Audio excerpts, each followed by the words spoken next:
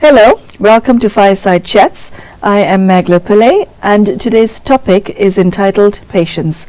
If this is your problem or problem for you, do not feel alone, because a lot of us go through the day gritting our teeth waiting for something to be over. This series focuses on a variety of subjects covering spirituality. We look at the core of spirituality, and we ask you, the viewer, to ask what your relationship with God is and whether you can enjoy a more fulfilling and deeper one with Him. I'd like to introduce you to Sister Denise, who has been practicing Rajyoga Meditation for over 40 years. Sister Denise, thank you so much for joining us, and a very warm welcome. Thank you. Patience. Ugh, I can't tell you what a sore subject this is for me and for many people whom I know. Why is it that we feel entitled to do things at our own pace, to have things fall into our lap as and when we see them, rather than accepting life as it is? I think that it's a sign that we have lost power. If I am trying to develop myself in terms of patience, it might be wiser for me to say, well, if patience is an indicator of power, let me focus on developing the powers, because then patience would be a natural byproduct of the presence of spiritual power. There are sayings about patience, and it is said that have patience, O man, your days of happiness are not far away. So patience also includes trust. I think when we become impatient, behind that feeling of impatience, there's also an anxiety that maybe something will go wrong if such and such doesn't happen right now, or it'll be lost, or something like this. And I think this is quite subconscious, and it is something that business people play on this weakness of other people. They say you must buy now because any time now it'll be no longer available, and people fall into this trap so easily that it's like it's a trick that works every time. But if you believe in patience, trust in the value of patience, the virtue of patience, then you will see through that trap and that trick, and you would, work on being patient. Observe that when you are feeling impatient, what you're also feeling is spiritually tired, spiritually exhausted, could be physically exhausted too. Whenever you're feeling really empowered, you always have more patience than when you're at the end of your rope, Sister Denise, tell us, how does one get through a traffic jam without losing one's cool? Well, you could listen to music. There's a lot of things you can do. One of the things you can think of is that your car is a mobile meditation room. So when you're in a traffic jam, that's an opportunity for you to have an hour's meditation, because there's nothing else you can do in a traffic jam except be in a traffic jam. So you might as well take advantage.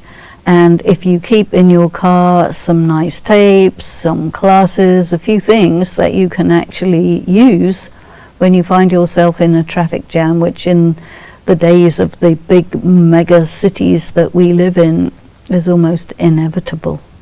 If one has a problem in the patience department, your problem is much bigger than the traffic jam and the you losing your temper with someone who doesn't do something at the speed with which you'd want them to. It's much bigger picture than that. Is that what you're saying? Well, it's just a symptom of the fact that you haven't paid attention to your own spirit. And it's a sign that you need to, because when you're weak, you do wrong things, regrettable things, things that you have to pay for, and you have to come to terms with the fact that if you're weak, you better do something to get yourself strong. Take power. So, Sister Denise, when you're meditating, you don't sit with the aim of I'd like to become more patient, do you? You develop other powers, and patience is a gift that comes with it. Well, you because could. because it is said that anger is a secondary emotion. Is patience a secondary problem? Well, patience is not a secondary problem. Patience is a secondary benefit from... Sorry. Okay. Scratch the answer as well. Is impatience a secondary problem? Definitely. Okay, then what is at the core? What is the primary malfunction within the human psyche that causes one to be impatient? Well, the soul is low on energy. And when the soul is low on energy, it's going to manifest. And it manifests in irritation and impatience. And you will express that to your loved ones, your colleagues, whatever, and they will, they will charge you for it. So it is incumbent upon you to not let yourself get that much low on energy. It's a responsibility. Because if you get impatient and you get irritable, it's because you haven't been paying attention to yourself, to your spiritual development, Wanting to increase your energy and actually achieving it is two different things. What is it that you do within your meditative practice that brings an accumulation of energy?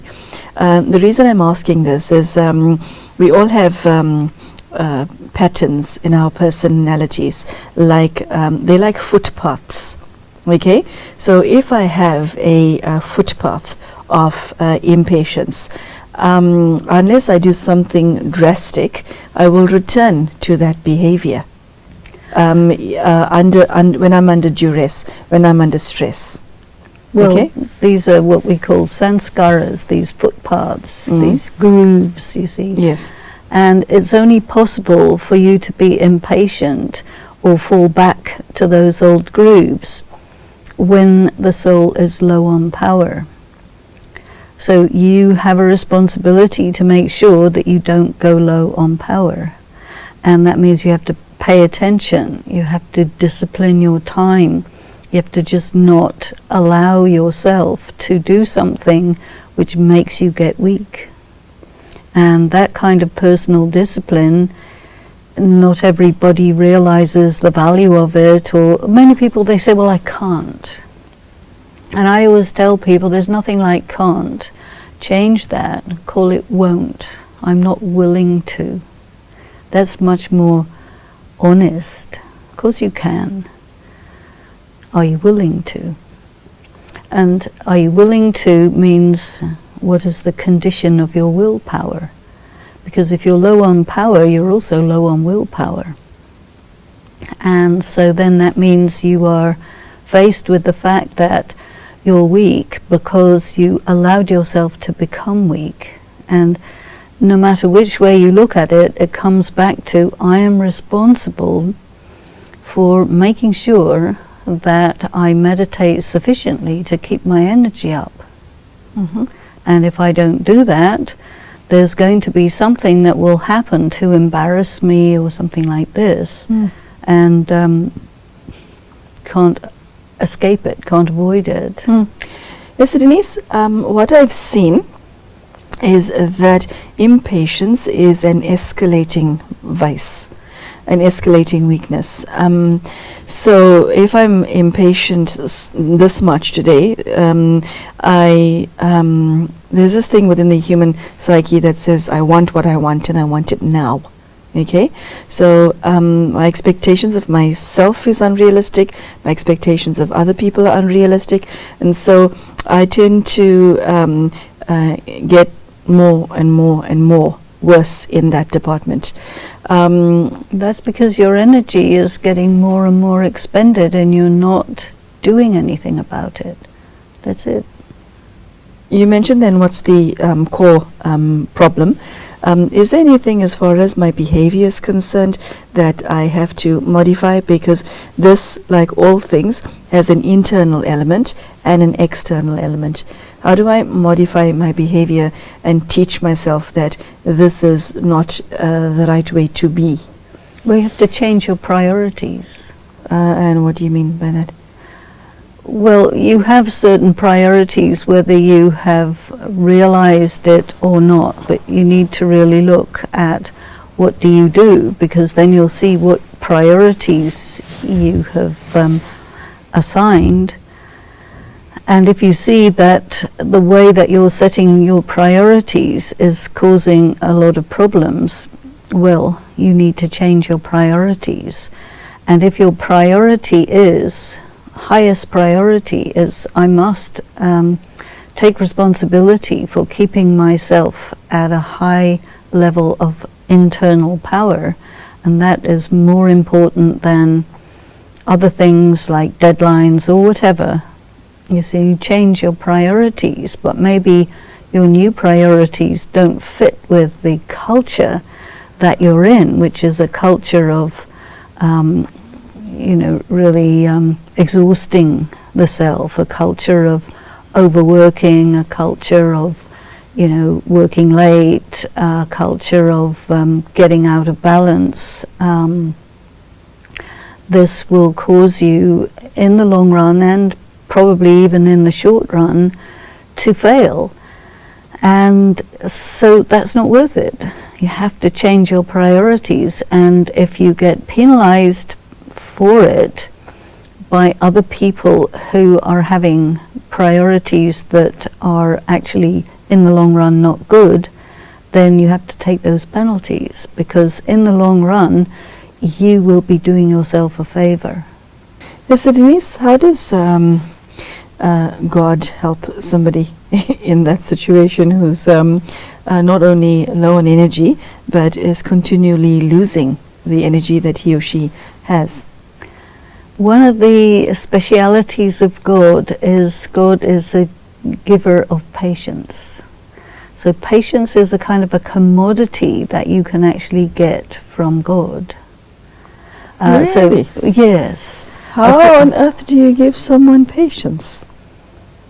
This is the speciality of a powerful soul, that you can transfer your power, you can transfer your virtues from yourself to someone who needs that. And of course God is the most powerful. For example, when somebody is very ill, God will transfer patience to that person who's ill, so they have the patience to get through a long illness and get through to a point where they get their health back again, because then you won't give up. You see. And if God can do that, and you are a student of God and a child of God, then the implication is that if you model yourself on God, then you ought to be able to accumulate enough to be able to distribute to other people. And so that is a very good thing to explore. How do I accumulate power, accumulate virtues in such a way that other people can actually receive them? That's a very good kind of charity or cooperation to give to someone. Virtues. Impatience is a quality that doesn't really exist by itself. It has other sibling vices. What comes to mind, looking at my own experience, is when you're impatient, irritability comes with it. In its mild form, it's irritability. In its worst form, it's rage. Then there are other weaknesses that come with it. How do you manage not just impatience, but your other, their friends? It's like impatience and his big brother rage come to the party. How do you handle that? Because it's a question of managing your entire dark side. Sister Denise, what comes to mind is that impatient seems to be a door to almost every one of your weaknesses. It seems to be that back door in which all your vices can creep through. So keeping the door closed, tell us how you have pulled us off.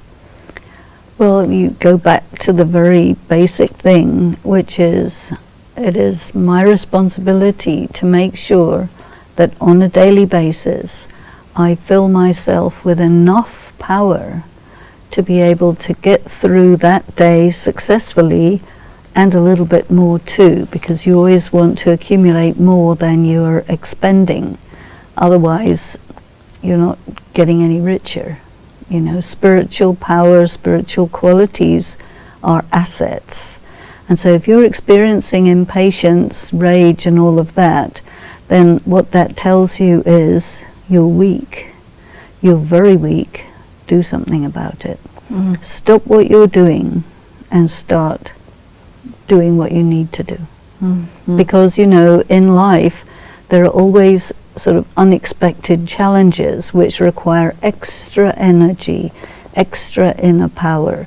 And if we haven't accumulated sufficient to be able to bring forward that extra as and when it suddenly is required, it means we haven't understood the meaning of doing a spiritual practice and accumulating.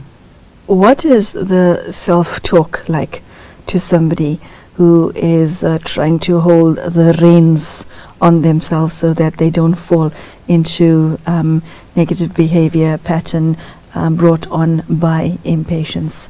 Is your self-talk different? You see, when you are clenching your fists and trying to force yourself to a certain state, this is when you're applying that, it's like you can say physical energy. And in spiritual practice we're taught that that's not the best way to do that, because you are you're actually draining your energy more by doing that, and in the long run it's counterproductive. So sorry to interrupt you, spirituality means not using any force at all, even the force required to not fall off the wagon, as it were? Yeah, because this force is always weaker than the thing you're pitting it against. Always. Sure, that's very powerful. And so not many people know that, Sister Denise, because if you're impatient and you know you're about to do something stupid or say something stupid, if your self-talk is of a critical kind and you say to yourself, shut up, don't say anything, just don't say anything, that's the use of force, and you are saying that that's counterproductive. Well, yes, because, you know, someone will notice. Yeah. Can't hide it. So suppressing your impatience may temporarily be fine, but it's not fine in the long run. And not even temporarily. You see, the impatience is there because you're weak. Yeah. You suppress it, that means you increase the weakness. That means you have less and less ability to manage the feelings. So you have to do something different. Postpone the situation, take a break, you know, taking a meditation break, even of 5-10 minutes, can make all the difference between losing your cool and maintaining what we call your stage, you see. Because you can have a meditation break which is like, you know, have a cup of tea, refresh yourself. Or chocolate. Or chocolate. Okay. But no, you need to make sure that you organize your life in such a way that you are sensible about it. I mean, if you set an agenda that is more than you can do, you're going to be weakening yourself. So it's not good to try and do the maximum. You need to go for the optimum, you know. And the optimum is what you can do comfortably, not what you can do under duress, you see, because you can't keep that up, and you get past the point of diminishing returns. Optimum is at the point just before you get into diminishing returns. So when you push yourself past that point, which you can, no doubt, but the law of diminishing returns sets in, and then it starts to take its toll, and you have to have the wisdom to understand that in advance and not put yourself in that situation. Okay, it seems that you're describing a personality that's extremely strong enough to withstand one's own weaknesses. That takes, well, in this context, superhuman strength if you have the weakness of impatience. Well, you know, the human condition means weaknesses. So if you are going to work with building up your strengths and managing your weaknesses, you're superhuman right there. Explain to us what you mean by the law of diminishing returns in this context. You have a certain amount of energy. You apply that energy to getting something done, accomplishing something, whatever. And you set yourself a certain goal, which requires a certain amount of time, energy, vigor, etc. Now, you have to make a calculation about what is your available energy. But sometimes, you know, your eyes may be bigger than your stomach, as it were, and you say to yourself, well, I have X amount of energy. But you're lying to yourself. You don't have that much. You have X amount of energy when you really push yourself, but that means that you are using up your reserves. And so then you're really in danger when you use up your reserves, because all of a sudden you'll conk out. So the law of diminishing returns is when you start using your reserves and it takes you more energy, more time, more effort, and you get less benefit, less results. So it becomes a big expenditure for very little benefit. Optimum, on the other hand, is where you have found that point where you get the maximum return for the amount of energy that you want to put in before it starts becoming more energy for less return. You see, there's this point, and that we call optimum. And diminishing returns comes when you go past that. I see it's time to say toodle-doo to you. Do you want to leave the viewers with any last thoughts before we say goodbye? Well, patience is something that you can draw from God. It's really like an energy or a commodity. You have to be patient with yourself, patient with your people, patient and generous. You know, it's a very, very good virtue, and it makes all the difference between sustaining a relationship and breaking that relationship. And relationships are very, very important in life. Okay, thank you. So, there you have it. If you are an impatient person, welcome to the millions of us who are and who fail miserably in that regard. Sister Denise has shared that if you have the weakness of impatience, impatience is not your problem, but it's a lack of spiritual power that causes you to become impatient in the first place. And she said we need to ensure that throughout the day that you're accumulating enough spiritual power to overcome the weakness of impatience as well as all other weaknesses. So as usual, things are not as they seem, and one has to do the work oneself. This is not something that you can delegate. Thank you so much for joining us, and we do hope to see you soon. Goodbye.